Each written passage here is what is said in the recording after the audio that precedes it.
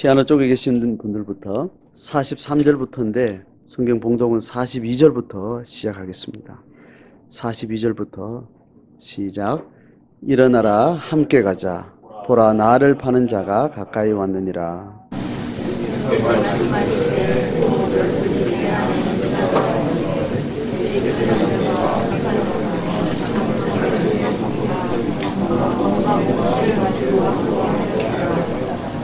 예수를 파는 자가 이미 그들과 군호를 짜 이르되 내가 입 맞추는 자가 그이니 그를 잡아 단단히 끌어가라 하였는지라.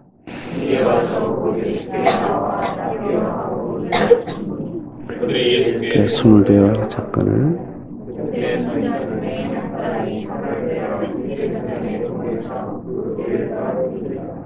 예수께서 우리에게 말씀해 주시되 너희가 강도를 잡는 것 같이 금과 몽치를 가지고 나를 잡으러 나왔느냐. 그가 날마다 너희와 함께 성전에 있으면서 가르쳤으되 그를 잡지 아니하였도다. 그러나 는 성경을 이루려 함이니라 하시더라. 예수를 버리고 도망하니라. 한 청년이 벗은 몸에 배 호디브를 두르고 예수를 따라 무리에게 잡히니 같이 읽습니다. 배 호디브를 버리고 벗은 몸으로 도망하니라. 아멘. 감남산으로 가신 예수님과 제자들은 감남산 입구쯤이 되겠고 또 깊은 곳이 아닌 겟세마네라는 지역에 9명의 제자를 앉아 쉬게 하고 세 제자만 데리고 따로 떨어져서 예수님은 이제 기도하는 데로 가셨어요. 오늘 읽은 42절이 지난 예수님의 기도, 겟세마네 기도라고 말하는 예수님의 기도 현장에서 세 제자들과 마지막 대화를 하던 그 예수님의 대화가 42절에서 있었습니다. 뭐라고 말했는가 하면 이제 세 번의 예수님의 기도와 세 제자가 있는 곳으로 왔다가 갔다가 이렇게 하시면서 예수님이 기도하셨죠. 그죠? 하고 나서 이제는 내려가자라고 이제 이야기를 하신 겁니다. 42절에 보면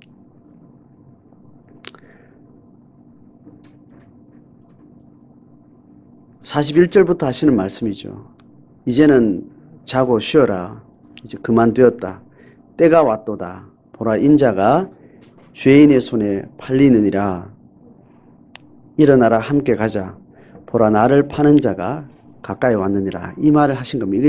이 말은 예수님이 누구한테 한 말이에요? 이 말을 듣는 사람이 지금 이 현장에서 누구예요? 누군지 지금 이렇게 그 공간적인 이해가 되세요? 예수님이 기도하는 처소입니까? 아니면 겟세마네라는 지역입니까?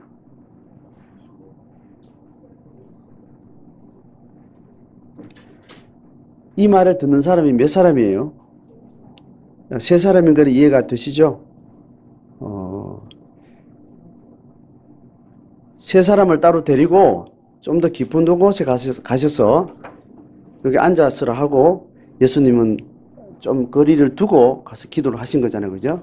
그리고 다시 기도하다가 한번 왔다가 또 기도하시고 또 왔다가 기도하시고 세 번이나 다시 와서 이야기를 한 거잖아요.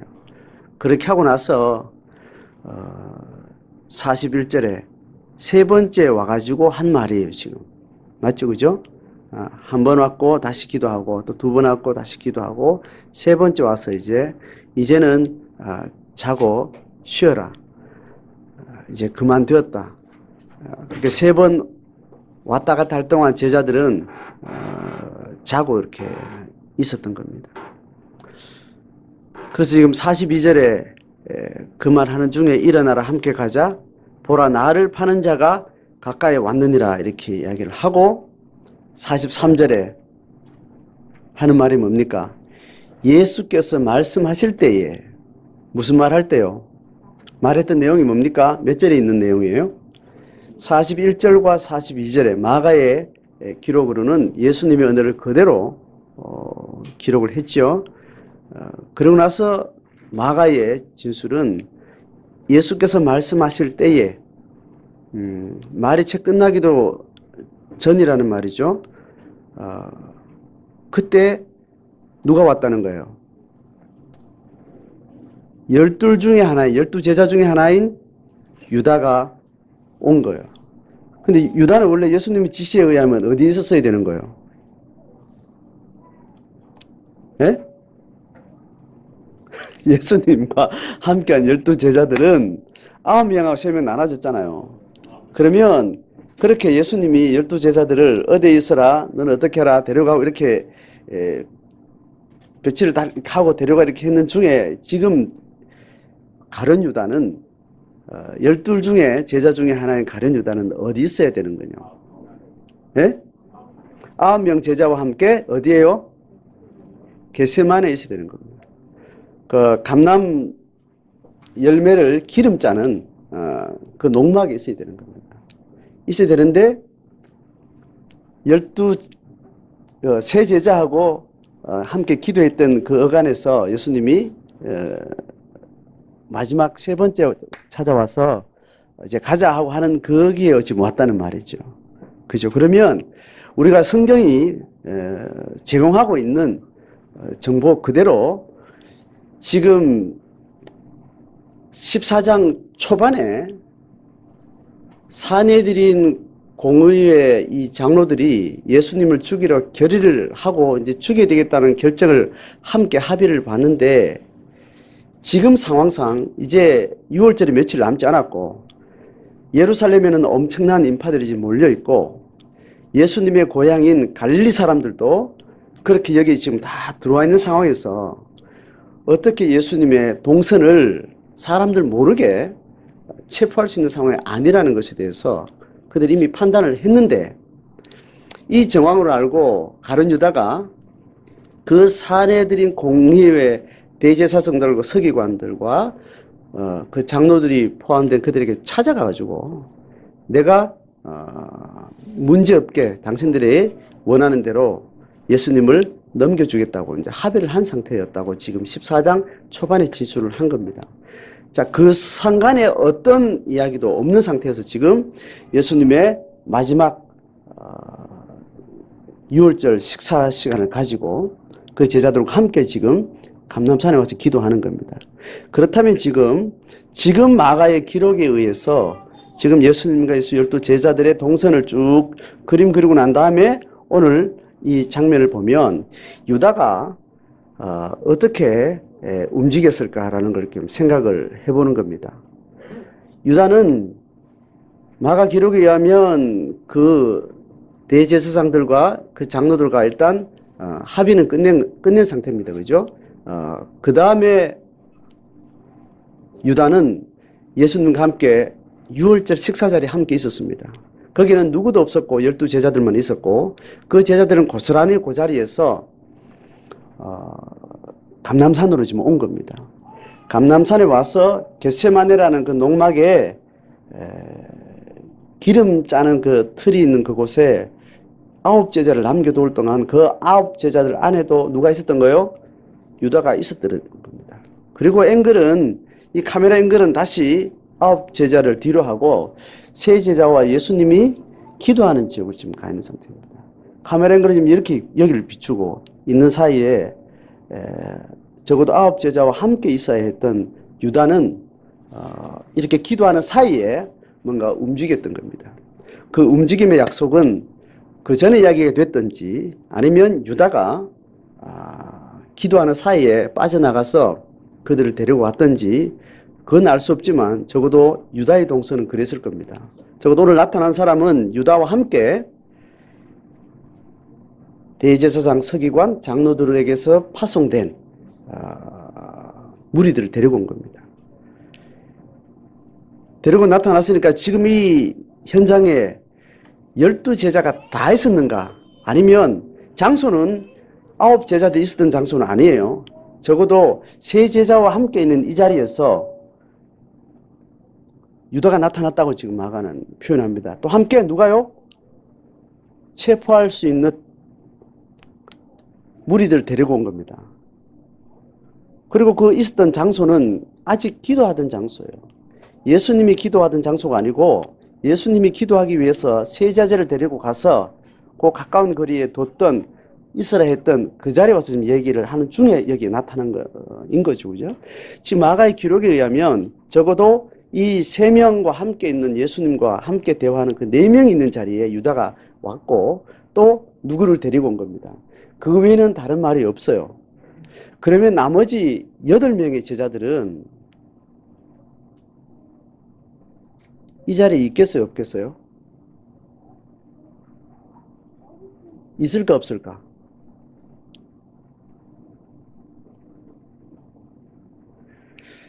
지금 예수님의 겟세마네 기도의 장소는 적어도 어디를 거쳐 온 거예요? 기름 자는 틀이 있는 그 곳에 12, 9 제자가 있는 곳을 지나서 그렇게 걸어 올라왔겠죠. 그죠? 더 깊은 곳으로 왔겠죠. 그러면 유다가 갔다가 사람들 데리고 이렇게 들어올 때 우회해서 들어왔겠어요? 그 길로 들어왔겠어요? 예? 저는 이 밤에 왜 제가 이 생각을 하는가 하면 제가 이제 군에서 작은 야산을 두고 이렇게 야간 전투를 해요. 야간 전투를 하면 적이 어디 있을 거다.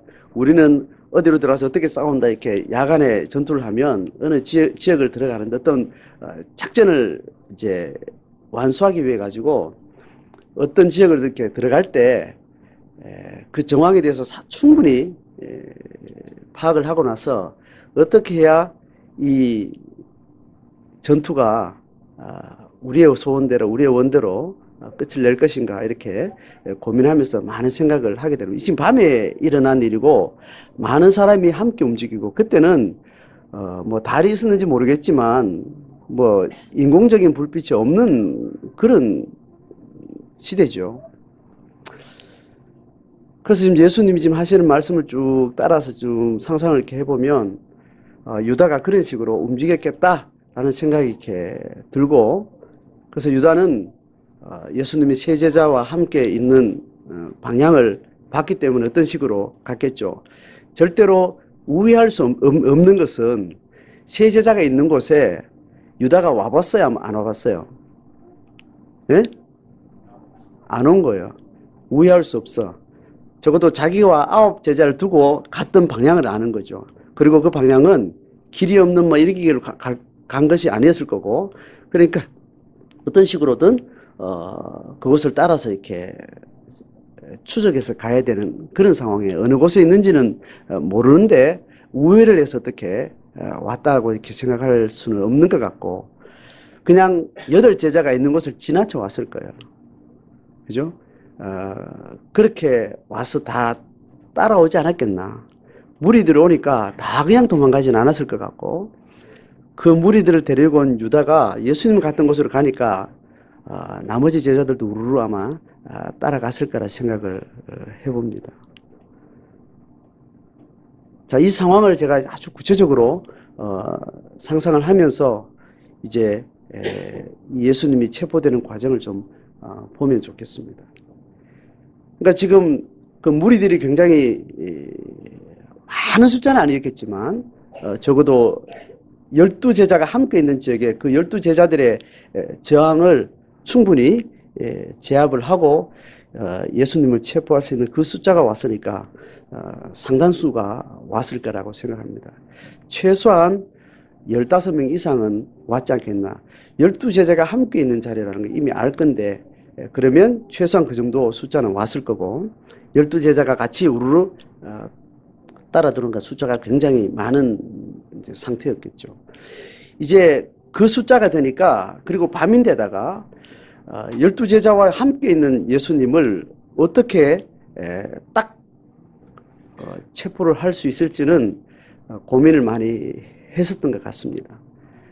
그러니 유다가 군인들을 향해서 내가 지금 가면 제자들과 섞여 있으니까 또 밤이니까 내가 누구라고 내가 신호를 할 테니까 그 사람만 딱 잡으면 된다. 그 나머지는 어떻게 저항을 하거나 도망을 가거나 어떤 그런 상황이 생길 텐데 어쨌든 타겟을 명확하게 내가 가르쳐 줄 테니까 명확하게 그 사람을 잡으면 된다. 그렇게 예수님을 자기가 스스로 지목하겠다고 이야기를 하는 그 신화가 뭐냐면 입을 맞추기로 한 겁니다. 자, 그러니까 이제 44절의 표현에 의하면 예수님을 파는 자가 이렇게 유다에 대한 표현을 예수님을 파는 자가라고 이렇게 표현을 한 거죠. 그 전에 군호를 짜서 내가 입 맞추는 자가 바로 체포해야 될 그 예수다. 그래 그를 잡아서 단단히 끌어가라. 쉬울 거라고 예상하는 겁니까? 지금 체포하는 게 어려울 거라고 지금 예상을 하는 거예요. 단단히 잡아가야 된다. 12제자가 어떻게 대항할지 모르고 또 예수가 탁월한 신적 능력을 가진 자이기 때문에 어떻게 될지 모르니까 내가 지목하는 사람을 단번에 빠른 시간에 하여튼 그래 끌고 가야 된다. 그렇게 약속을 한 거죠. 그리고 와서 45절에 이렇게 말합니다. 와서 예수님들 가까이 나와서 라삐어하고 입을 맞췄다라고. 저는 청소년 때 이 장면이 굉장히 약간 낯설고 어색했어요. 그때는 다양한 문화권의 다양한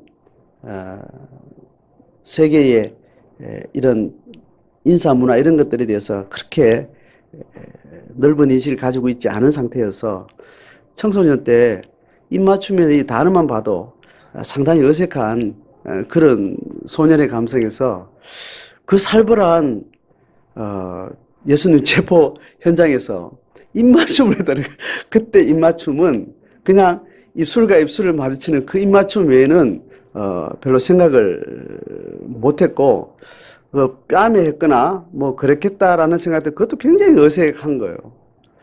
예수님하고 제자는 친구 관계 아니죠. 뭐 가족 관계를 해도 제자들로서는 예수님은 철저한 가족 관계, 형제 관계였던 방식으로 되어 있을지 모르지만 제자들은 예수님을 스승과 또 하나님의 신성을 가진 대예언자로 그렇게 따랐기 때문에 철저한 상명하복의 권위에 대한 인식을 가지고 있을 텐데 어떻게 가서 이렇게 뭐 이렇게 키스하고 이렇게 했는가라는 그 이렇게 상상이 자체가 굉장히 어색하게 제가 들었던 기억이 납니다. 그리고 나서 예수님의 당시의 문화들을 공부할 때 그때 인사하는 방식이 있는데 적어도 오늘 랍비라고 부르잖아요. 그죠? 위대한 스승의 이름인데 예수님은 그렇게 부르고 인사를 하는데 밤새 적어도 자정을 넘기고 뭐 그 어간이 되었거나 자정 가까이 갔을 깊은 밤인데 적어도 저녁에 밥을 먹고 초저녁에 밥을 먹고 식사를 함께 하고 왔던 그 한동안의 시간이 있었기 때문에 제자들이 예수님한테 인사할 수 있는 자연스러운 분위기는 아닌 것 같은데 그 군인들을 위해서 억지로 인사를 했을 것 같고 그 인사하는 그 상황은 적절한 건 아니었던 것 같아요. 그 자체가 계속 같이 있었는데 한 며칠 혹은 하루 정도 하룻밤을 따로 있다가 만나면 그 인사를 할 법도 하겠지만 그 12제자가 다 있는데 혼자 가서 또 한다든지 이런 것도 어색했을 것 같은데 어떤 방식이든 어떤 상황이든 제자가 스승인 예수님께 인사를 한다고 할 때 입맞춤의 인사라는 것은 성경에 어떤 식의 표현도 없는 겁니다. 그런데 이 입맞춤의 인사라는 그 자체가 그 사회적 상황에서 어떻게 적절했는가라는 것에 대해서는 저는 좀 이해가 이제 됐던 거죠. 그래서 제가 그 설명을 좀 해야 될 필요가 있을 것 같습니다. 연인끼리 하는 키스는 반드시 아니었겠죠.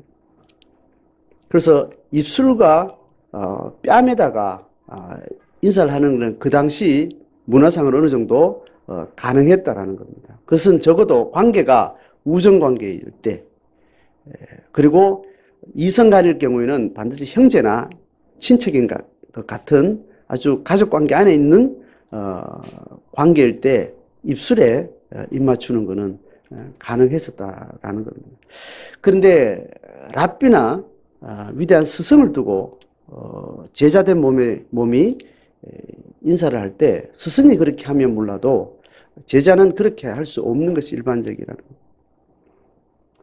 그래서 어디다 인사를 하겠습니까? 상하 관계가 있는 그런 관계에서 적어도 제자의 측면에서 낮은 자의 권위의 낮은 자의 입장에서 인사를 하려고 할 때 입술을 어떤 식으로 대어서 인사하는 방식은 어떤 게 있을까요? 예? 손에다 하는 게 가능성이 있겠죠, 그죠? 그리고 더 낮은 아주 비천한 신분에 있는 사람들은 그 발에다가 하는 방식이 있겠죠. 그 두 개가 가능하겠죠. 뭐 무릎하기는 허벅지에, 뭐 배꼽에 이런 거는 뭐 아무리 상상해도 아닌 것 같고, 그죠? 그러니까 손에 했거나 발에 했거나 어떤 그런 식의 인사는 적어도 우리가 많은 간접적 문화 경험에 의하면 가능할 법 이제 한 겁니다. 그래서 이 45절에 입 맞추다라는 말은 일반적으로 입 맞췄다는 말하고 좀 다르게 전치사가 합성된 언어로 되어 있습니다. 카타라고 하는 헬라어 접두어가 있는데 그 카타라는 말은 그냥 필레오라고 말하면 입맞춤이라는 입을 하든 어디다가든 뭐 입술에 했든 뺨에 했든 손에 했든 입맞춤이라는 그 단어 자체가 필레오라는 말이 있는데 이 단어를 쓸 때는 마가가 카타필레오 이렇게 했다는 겁니다. 하여튼 아래쪽으로 입을 맞췄다 이렇게 표현이 되는 거죠, 그죠? 그 표현이 명확하니 적어도 충분히 상황을 감안하면 손에다 입 맞췄겠다 그렇게 이제 정확하게 이제 판단이 되는 것 같습니다. 자, 지금 무리를 데리고 와서 제자가 예수님께 입 맞췄다는 그 상황 자체를 명확하게 그림으로 한번 명확하게 우리가 한번 생각을 해보는 겁니다. 그래서 무릎을 꿇고 예수님의 손에 입 맞추면서 인사를 했던 거죠. 자, 이걸 신호로 예수님이 체포한 겁니다. 자, 마가는 다른 성경보다 더 짧고 압축된 언어로 어떤 상황들을 표현하는 방식으로 마가는 계속 기록이 돼요. 그리고 네 복음서 중에 가장 먼저 기록되었고 가장 압축된 방식으로 표현을 합니다. 다른 어떤 마태, 마가, 누가, 요한 네 성경 중에 다른 복음서는 그 상황이나 어떤 사건들을 굉장히 디테일하게 좀 길게 표현하는 반면 마가는 짧게 표현을 하면서 자기가 말하고 싶은 것만 집중해서 말하는 방식으로 묘사를 하는데 이 유다의 이 행동에 대해서는 아주 디테일하게 묘사를 했다라고 우리는 볼 수 있게 돼요. 이 유다가 왔다는 말이 유다가 어떻게 했다는 말을 지금 하는데 43절에 보면 12 중에 하나인 유다가 왔다라고 이렇게 표현을 하죠. 이 왔다라는 것은 세 제자와 함께 예수님 말씀하는 그 현장에 유다가 먼저 나타난 겁니다. 뒤엔 뭐 따라오고 있었겠죠. 그리고 나서 45절에 보면 이에 와서 또 예수께 나와 이렇게 이제 아주 그 동선을 아주 짧게 반복해서 표현을 하고 있습니다. 그리고 입 맞췄다는 단어도 다른 성경하고 또 다르게 카타 필레오라는 말을 써서 그 낮춰가지고 입을 맞췄다는 이 표현도 그렇게 독특하게 표현을 합니다. 길게 서술하는 건 아니지만 그 단어들을 아주 압축적으로 묘사를 하고 있습니다. 자, 이것이 배반자 가룟 유다가 예수님이 체포되는 현장에서 움직였던 모습입니다. 자, 이러자 바로 순식간에 예수님은 체포가 되는 겁니다. 그 다음에 46절과 47절에 또 다른 장면의 내용들을 마가는 기록하는데 46절 그들이 즉각적으로 했겠죠. 그죠? 예수께 손을 대어서 바로 잡았겠죠. 47절에 그 순간 어떤 상황, 47절 같이 읽어보면 시작. 곁에 서 있는 자 중에 한 사람이 칼을 빼어 대제사장의 종을 쳐 그 귀를 떨어뜨리니라. 47절 이렇게 한 줄로 지나가는데 여러분 이 상황은 요 47절 이 상황은 여러분 다른 성경을 통해서 우리가 입력된 정보가 있죠. 이게 누구라든가 귀를 떨어뜨렸다는 이 말로 딱 마가는 더 이상 다른 말이 없어요. 근데 이 상황과 관계돼서 어떤 이야기가 연결되게 돼 있죠?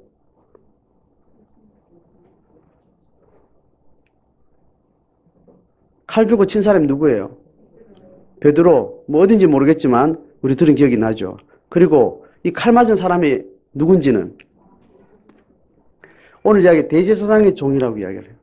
근데 이 사람이 또 누군지는 또 이야기하는 데가 있죠. 뭐지요? 이름이 말고라는 사람. 그리고 또 어떻게 됐어요? 귀를 떨어뜨렸는데 떨어뜨린 귀를 예수님이 다시 주워가지고 붙여줬다. 그 기억은 나죠, 그죠? 마가는 그 이야기 다 빼고 어떤 한 사람이 쳤다라고요. 칼을 휘둘러가지고 옆에 다른 제자들도 있었고 뭐 할 텐데 그 칼을 휘두를 정도로 이렇게 공간이라는 것들이 또 이렇게 있었을 것 같고 그 사람 정확하게 그 대제사장의 종의 귀를 쳤다는 것은 이거에 대해서 학자들은 어찌하다가 보니까 귀가 맞았겠지 이렇게 생각하는 것보다는 명확하게 귀를 잘라야 되겠다 생각하고 귀를 친 것으로 대부분 많은 사람들이 생각을 한답니다. 스쳐 지나가는 정도로 귀가 떨어질 정도로 그렇게 될 상황은 불가능한 쪽이 더 많다는 거죠. 그래서 그 종이라는 것을 생각하면서 종에게 있어서는 귀가 중요하고 귀가 떨어진 사람은 적어도 대제사장 직무에 있어서 그 직무를 섬기는 종으로서는 더 이상 불가한 상황이 되는 거예요. 신체적으로 조금의 결함만 있어도 대제사장의 직무적 상황에 절대로 누구도 가담할 수 없어요. 그러니까 귀를 정확히 보고 쳤다라고 이렇게 판단을 합니다. 그건 뭐 그렇게 중요하지는 않은 것 같아요. 적어도 이 마가의 입장에서는. 그렇게 해서 귀를 떨어뜨렸습니다. 그렇게 해도 예수님을 체포하는데 어떤 식의 저항도 결론적으로 이렇게 할 수 없는 상황이었다고 지금 이렇게 끝이 납니다. 그런데 이 칼 들고 그 종의 귀를 친 이 행위는 적어도 누구에 비해서는 훨씬 더 칭찬할 만합니까? 예? 누구하고 적극적으로 비교가 됩니까? 유다에 비하면 가장 예수님 편에서 그렇게 두려워하지 않고 칼을 들고 덤빈 사람이죠. 그게 요한복음의 기록대로 그 사람의 이름은 우리가 대체로 아는 품성에 의하면 참 베드로다운 짓이다. 그렇게 또 이해가 될 법한 거죠. 그런데 그것이 예수님의 체포 현장에서 어떤 의미가 있었습니까? 어떤 상황도 이렇게 달리 하지 못했다는 겁니다. 그 다음에 또 다른 예수님 보기 전에 또 다른 제자를 이야기하는 50절부터 52절까지 봐요.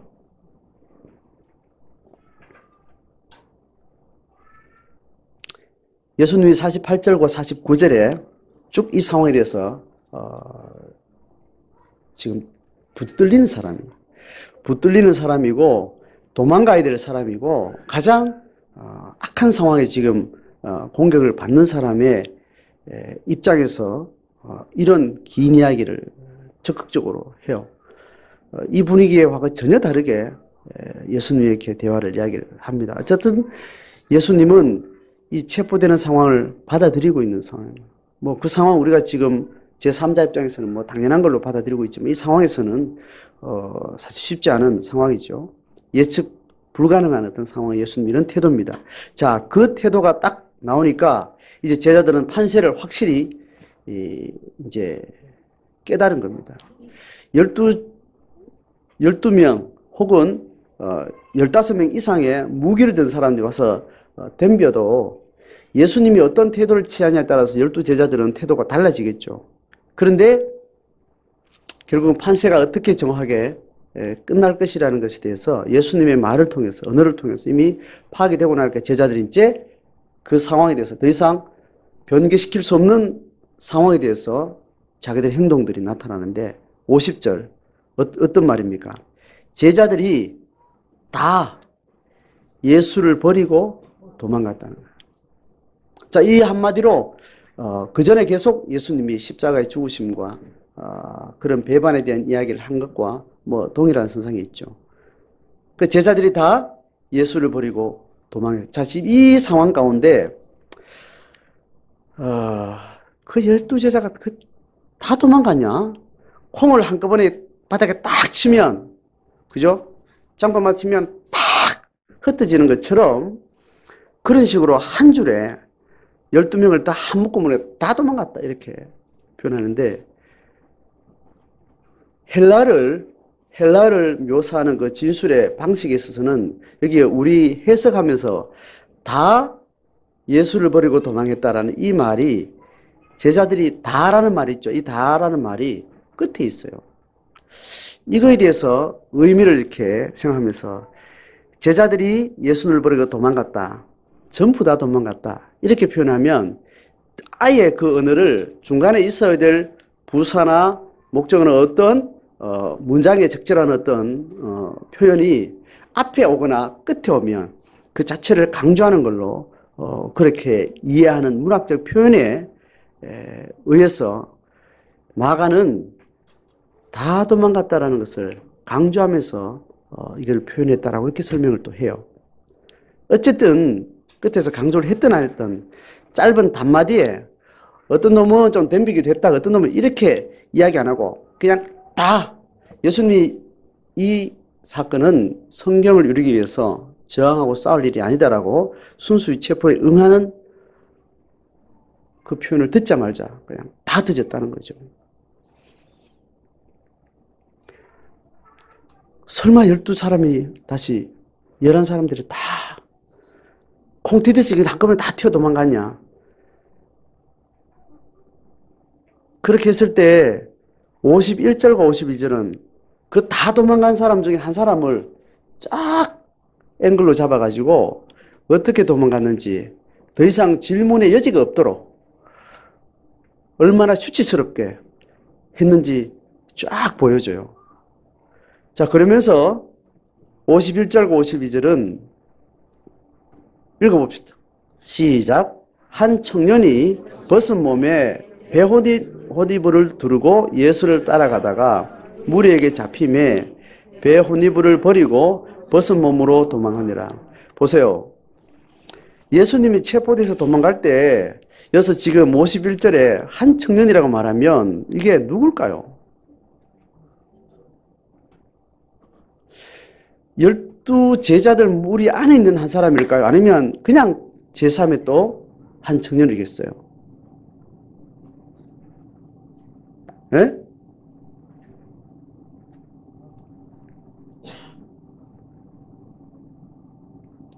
자, 이 지금 시간적 시점하고 공간을 좀 이렇게 떠올려 봅니다. 떠올려 보면 예수님이 지금 잡힌 이 감람산이라는 것이 이 한밤중에 사람들이 올 수 있는 거리 아니에요. 전혀 아닌 겁니다. 어떤 특별한 상황이 우리가 상상할 수 있는 다른 특별한 상황이 있지 않고는 혹은 성경의 기록에서 다른 어떤 여지를 남겨두지 않고서는 유다가 데리고 온 그 군인들, 그리고 12제자, 뭐 예수님 그 외에는 여기에 올 수 있는 상황들이 아닌 거죠.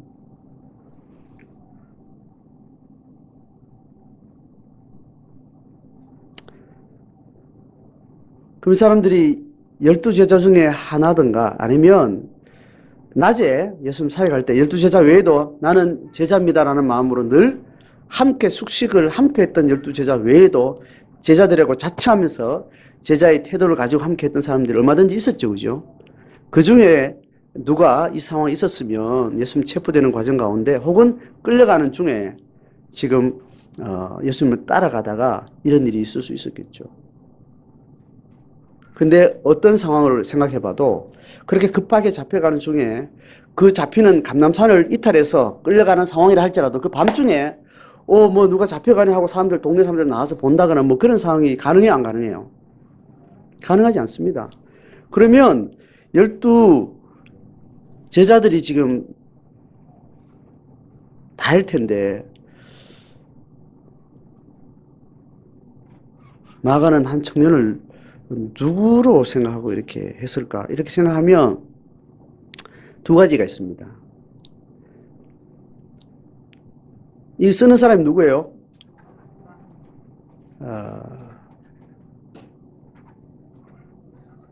마가 지혜 아니겠나? 이렇게 생각도 하고, 그런데, 칼 빼가지고 귀를 친 사람, 그 사람을 이야기할 때 뻔히 요한은 베드로라고 말을 하는데 그 정보가 있었을 텐데 그 이름을 뺀 것 보면 굳이 다른 제자를 말할 수 없어서 자기를 이야기하는데 자기 이름을 쓸 수 없어서 이렇게 한 청년에게 말했다. 이것도 설득력이 없는 걸로 또 이야기를 할 수 있는 겁니다.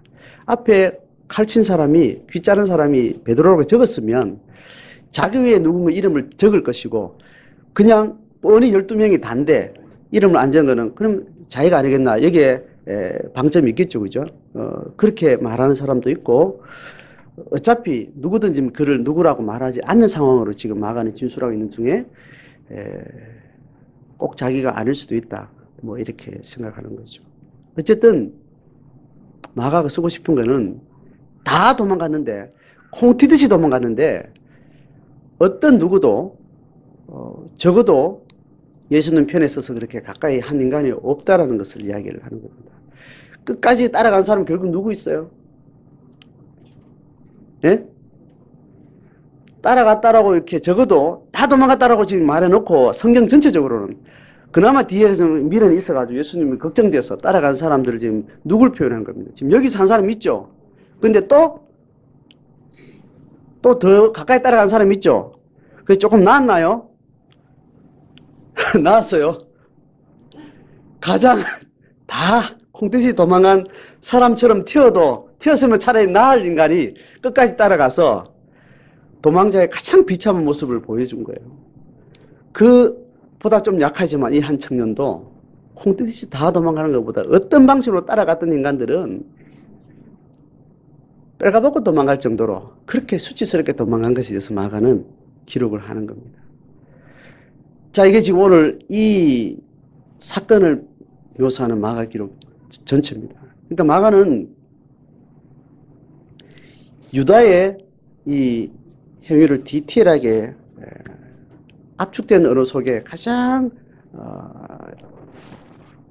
드러내고 싶은 모든 묘사를 아주 간결하게 디테일하게 묘사하고 있고 그리고 칼을 들고 저항했던 사람 그리고 나머지 정말 부끄럽게 도망간 사람들 그 제자들 다 설명을 낱낱이 하고 있습니다.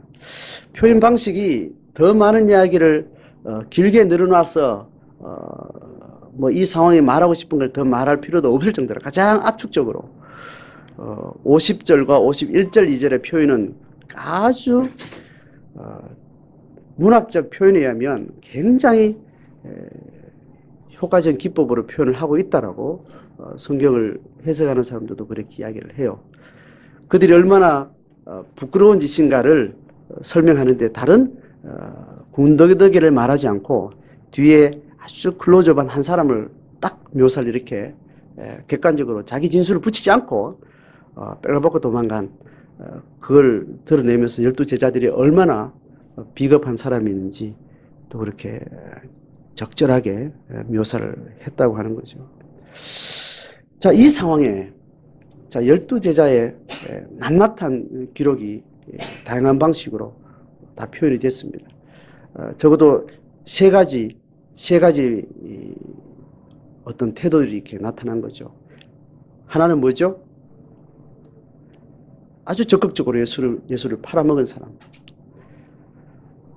훨씬 나을 법한 어떤 한 사람은 칼 들고 덤비고, 칼솜씨도 대단했어요. 그리고 나머지 한 방식은 어떤 식이에요? 그렇게 참 허망하고 수치스럽게 도망간 것으로 이 상황에 대한 세 부류의 어떤 표현들을 그렇게 정리가 됩니다. 이 사건에 대해서 예수님은 그동안 쭉 말해오고 기대하시고 쭉 다른 기록에서 예수님의 심정과 예수님의 의지가 어떠한지를 우리가 이미 맥락을 통해서 알고 있지만 이제 예수님은 명확한 자기 언어로 이 상황에 대해서 이야기를 하십니다. 48절 예수님의 직접 화법을 전체 읽어봅시다. 시작. 너희가 강도를 잡는 것 같이 검과 몽치를 가지고 나를 잡으러 나왔느냐? 내가 날마다 너희와 함께 성전에 있으면서 가르쳤으되 너희가 나를 잡지 아니하였도다. 그러나 이는 성경을 이루려 함이니라. 자, 이 말이 좀 긴데, 강도 잡는 것처럼 검과 몽치를 가지고 나를 잡아 왔구나. 자, 이 사태에 대해서 명확하게 예수님 이렇게 이야기를 했어요. 그런데 어떤 말인가 하면, 내가 날마다 내가 늘 너희들이 볼 수 있고 너희들의 공권력이 미치는 상황 가운데 내가 계속 이렇게 드러냈지 않냐. 그 대낮에 그렇게 너희들의 성전 가까이에서 그렇게 했었는데 이 어두운 밤에 이 외진 곳에 이렇게 깜깜한 상황 가운데 어려운 작전을 펼치듯이 이렇게 잡으러 왔느냐. 그때는 너희 나를 잡지 않았지 않냐. 왜 하필 이때 이렇게 어렵게 일을 하느냐. 뭐 이런 이야기 같아요. 근데 그때가 어려워요? 지금이 어려워요? 사실은 그때가 어려웠던 거죠. 그 사람들 입장에 보면. 군중들이 있었기 때문에. 어쨌든 그때는 못하고 이때 할 수밖에 없던 상황.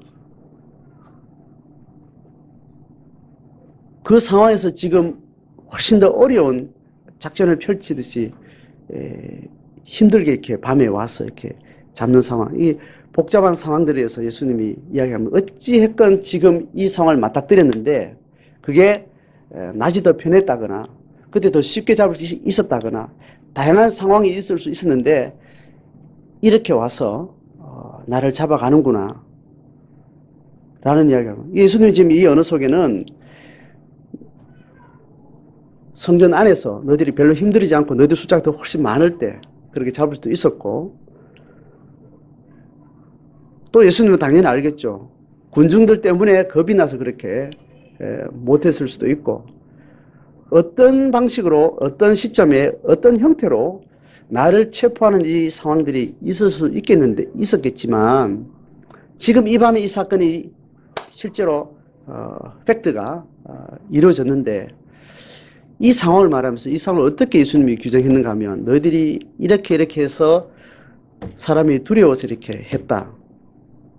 그래서 오히려 더 힘든 상황 가운데 잡을 수밖에 없었다. 여러 가지로 이야기할 수 있지만 이 상황이 이렇게 된 상황은 결국은 군중들이 겁이 나서 혹은 너무 어려운 작전을 비교적 어려운 방식으로 힘들게 체포를 하는 것. 그 정황이 어떻든지 간에 이 상황이 이렇게 된 것에 대해서 예수님은 뭐로 이걸 보는 겁니까? 끝에 말이 뭡니까? 이는 성경을 이루려 함이니라. 자, 지금 요 말에 지금 분위기를 여러분 다시 이해를 해야 되는데, 낮에 성전에 있어서 가르쳤을 때 잡으려면, 그 잡는 걸 선택하면 잡는 것은 쉽죠. 그런데 쉽게 잡을 수 있지만 잡고 난 다음에 그 군중들의 이 반응은 어떤 식으로 일어날지 알 수 없는 위험 수위가 있기 때문에 선택을 이렇게 했다는 겁니다. 그러니까 그들이 여러 방식으로 예수님을 지금 체포하는 이 과정을 어떤 게 나을까? 군중들을 그보다 빨리 잡는 게 나을까? 그 군중들이 있으면 어디 가서 언제 잡을 거냐? 언제까지 그러면 이걸 탐색만 할 거냐? 뭐 그렇게 생각해 위험스럽더라도 지금 잡자. 아니면 곧 6월절 끝나면 갈릴리로 가버리는데 이 지금 성전 안에 지금 와 있을 때 잡지 않으면 더 어려워지고 어떤 판단을 많이 할 거 아니에요. 그죠? 그렇게 하다가 어찌저찌 했던지 가룟 유다가 내부자가 되어가지고 넘겨주는 가담에 동참을 해서 이 일이 일어난 겁니다. 그 사람들이 어떤 판단을 어떻게 예수님 체포하는 어떤 D-Day를 정해서 실행했을지 모르지만 그것이 뭐가 됐든지 결국은 이렇게 왔는데 너희들이 잘했다거나 어떤 상황이 됐거나 이렇게 설명하지 않고 이것을 예수님 뭐라고 설명하는 겁니까? 성경을 이루려 하는 것이라는 걸 이야기해요.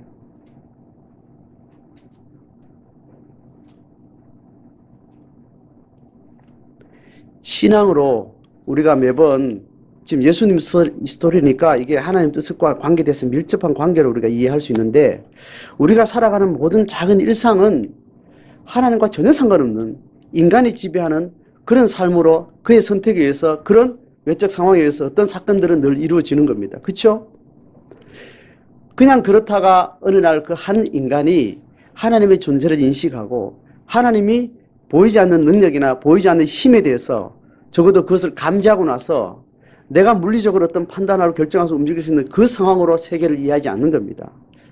여기는 하나님의 뜻이라는 것이 있고 하나님의 계획이라는 것이 그것을 받아들이는 인식이 영적으로 열리게 되면서 자기의 의지의 판단이 눈에 보이는 것으로만 하지 않고 눈에 보이지 않는 또 현재 명확하게 나타나지 않는 그렇지만 분명한 하나님의 뜻이라는 것에 대한 감지력을 가지고 어떤 태도 결정을 하는 겁니다.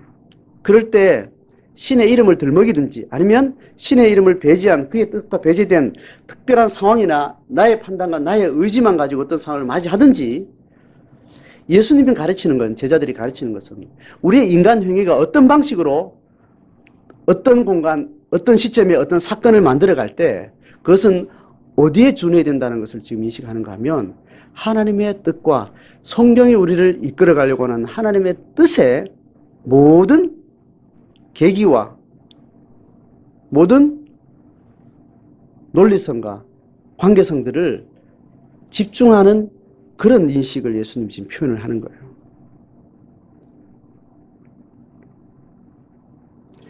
이 상황이 지금 다 동참하는 지금 적어도 예수님의 지금 이 표현에 의하면 예수님이 체포된다는 이 상황 속에 반응하는 방식이 지금 예수님까지 포함하면 몇 가지 방식의 태도가 나오고 있는 거예요. 예? 예수님까지 포함해서 4가지 방식의 태도를 행하는 어떤 행위들과 어떤 의지들을 지금 묘사를 하고 있는 겁니다. 그 상황들이 다 예수님 보시기에는 갈아먹어도 시원찮지 않을 그런 때려 죽일 가룟 유다가 있는가 하면 가룟 유다의 전혀 반대급부에서 내 목숨이라도 들여서 칼 들고는 난 지키겠습니다라는 이런 한 제자가 있었는가 하면 정말 3년 동안 그렇게 죽자 살자 따라다니면서 뭔가를 해보겠다고 그렇게 자기 모든 것을 포기하고 여기에 인생을 다 걸었던 이 나머지 제자들의 그 부끄러운 그 모습하며 그 모든 것이 결국은 예수 그리스도의 가르치고자 하는 이 중심에 대해서 다 빗나간 겁니다. 그러니까 지금 세 부류 중에 중간을 빼버리고 최고 극단에 있는 좌와 우를 딱 두고 봐서도 이 좌우에 극에 있는 유다와 베드로로 기록되는 그 한 사람의 태도는 완전히 양극에 있습니다. 그 양극이 예수님의 의중과 예수님의 관점에서 도움이 됐나 안 됐나요? 가장 적대적인 좌쪽에 있는 이 가룟 유다의 행위와 가장 우편에 있는 이 행위조차도 예수님에 가려고 하는 그 흐름 속에 들어있어요, 없어요? 없는 겁니다. 신앙이라는 것은 인간이 만들어낼 수 있는 모든 스펙트럼의 모든 영역을 다 포함해서도 인간이 판단하고 인간이 결정하는 것이 하나님 앞에 도움이 된다, 안 된다? 칼 들고 설친 놈이라도 할지라도 하나님의 뜻이라는 명확한 신앙의 이 노선에서는 다 어차피 다 벗어났다는 거예요.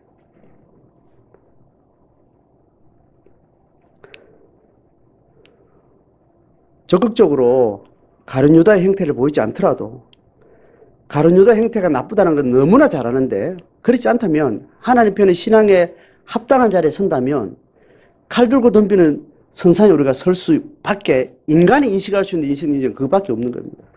그런데 그거 다 하나님의 뜻과 하나님이 우리에게 가르친 신앙의 노선에 다 배제된 상황입니다. 신앙은 어떤 사건이든지 어떤 목적이든지 어떤 계기가 됐든지 어떤 결론이 됐든지 그것이 어디에 준해야 되는가 하면 성경을 이루는 것, 하나님의 뜻이라는 분명한 그 인식의 라인에서 점검되지 않으면 어떤 것도 다 그놈이요. 50보요 100본 겁니다.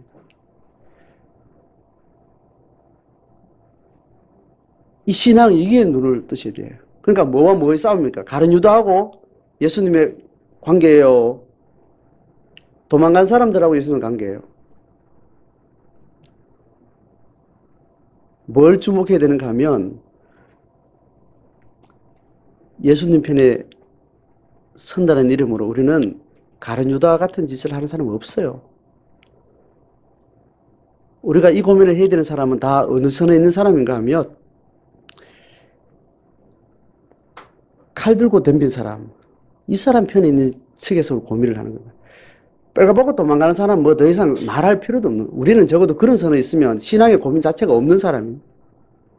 신앙의 고민을 하는 사람도 주로 누구냐 하면 적어도 칼 들고 덤비는 사람입니다.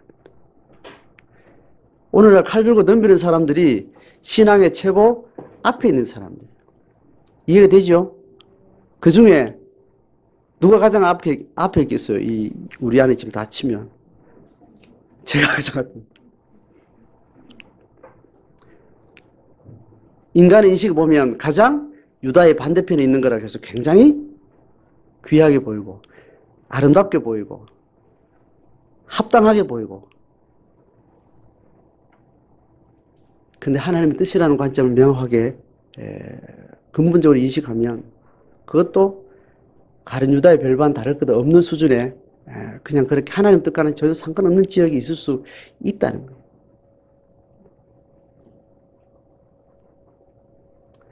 이 설교를 듣는 사람은 도망가는 제자들의 부끄러운 그 선에 있는 사람들이 아닙니다. 적어도 고민하는 사람들. 도망가는 사람들 뭘 고민하겠어요. 배교하고 도망가는데. 팔아먹는 사람은 뭐 아예 말할 것도 없고. 우리는 스스로 자기 신앙을 나는 그래도 칼 들고 덤비는데 그 사람이 결국은 다음 주에 나옵니다. 그냥 보기 좋게 끝까지 따라갔는데 가장 부끄러운 12제자 중에 가장 쪽팔린 사람 됐잖아요. 유다 외에. 그럴 수 있다라는 것에 대해서 우리가 헐 두렵고 떨리는 마음으로 말씀 앞에 이렇게 서야 되는 거죠. 인간의 인식과 인간의 판단과 인간의 의지를 가지고는 어떤 방식으로도 하나님 뜻에 부합할 수 없고 하나님 역사에 동참할 수 없고 그래서 성경은 계속 그 이야기를 하는 겁니다. 힘으로도 능으로도 안 된다 인간은. 하나님의 신이 나를 감동케 하시고 인간이 가지고 있는 모든 인식과 판단과 의지를 다 덮고 그 위에 하나님의 신이 성령이 우리에게 일하시는 방식에 우리가 동참하지 않으면 어떤 식의 화려한 신앙의 언어도 신앙의 태도도 정당화될 수 없고 하나님의 나라와 전혀 상관없는 짓을 할 수 있다는 것을 성경은 전반적으로 계속 그 이야기를 하지요. 오늘 우리가 어떤 한 사건, 한 삶의 방향, 적어도 내가 중심하고 가장 소중하게 생각하는 나의 어떤 삶의 중심에 있는 어떤 일들을 생각할 때 다른 것으로 판단해서 가장 좋은 것을 선택한다고 생각하는 것이 다시 생각해 봐야 되는 겁니다. 말씀 앞에 합당한지를 물어보세요. 말씀 앞에. 하나님의 역사에 동참하는 일이냐 그게. 긴 역사가 지나고 나서 하나님의 뜻이 이루어지는 하나님의 구속 역사에 네가 동참하는 사건이냐 그게. 그 언어가, 그 판단이, 그 인식이 하나님의 역사를 염두에 두고 하나님의 역사를 내가 생각하고 고민하는 것인지 그 기준이 아니면 어떤 것으로도 내 말이나 언어나 항변할 수 있는 게 아닙니다. 사람 앞에서는 유다 행위와 칼든 베드로 행위는 하늘과 땅 차이겠죠. 그것으로 위안 삼을 수 있는 게 아닙니다. 신앙은. 하나님의 뜻에 비춰봐요. 우리는 늘 다급한 상황이 되면 하나님 뜻은 완전 배제, 신앙도 완전 배제. 칼 들고 덤비는 겁니다. 네가 잘했냐 내가 못했냐. 이게 더 나을까 저게 더 나을까. 거기에 완전히 집중되는 것, 빠져버리는 것. 그것으로 우리의 모든 사건들은 그렇게 자기 나름대로 최선의 스펙트럼을 선택을 해서 정당한 위안을 하게 됩니다. 전혀 신앙이 아닌 거죠. 오늘 예수님의 체포 상황들을 보면서 이는 성령을 이루려 함이니라.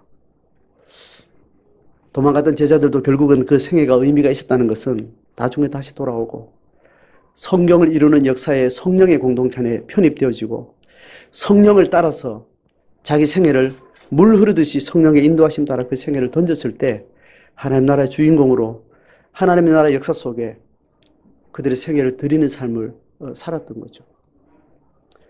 그러니 가장 부끄러웠던 베드로조차도 가룟 유다보다 더 하나님 앞에 하나님의 뜻이라는 그 하나님의 역사 속에 자기 생애를 다시 재편해 드리면서 그렇게 하나님의 뜻에 동참하는 성경을 이루는 역사에 삶을 살 수 있었던 거죠. 오늘 우리의 삶이 다양한 방식으로 삶의 이갈래 저갈래 나타나고 비교되고 그렇게 고민되지만 신앙의 이름으로는 하나님의 역사 속에 내가 어떻게 서 있는가를 그 중심을 두고 성령 앞에 그렇게 나아갈 수 있는 그런 신앙이 되기를 바랍니다.